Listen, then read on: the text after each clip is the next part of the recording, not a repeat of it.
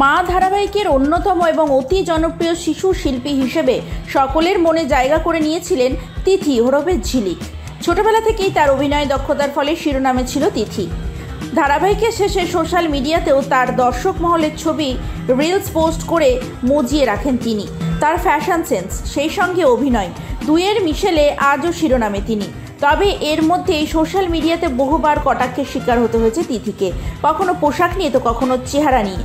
Body শেমিংয়ের শিকার হয়েছেন তিনি। তবে এবার সবকিছুকে ছাপিয়ে সরাসরি পর্নস্টার বলে মন্তব্য অভিনেত্রীকে। তবে তিথিও যে বসে থাকার পাত্রী নন, এই বিষয়ে সাফ বুঝিয়ে দিয়েছেন তিনি। পোশাক, ফ্যাশন এগুলো তার সম্পূর্ণ ব্যক্তিগত বিষয়, তাই তাকে কোনো কটু কথা বললে কিভাবে তার উত্তর দিতে হয় সেটা খুব ভালো করে বুঝিয়ে দিয়েছেন।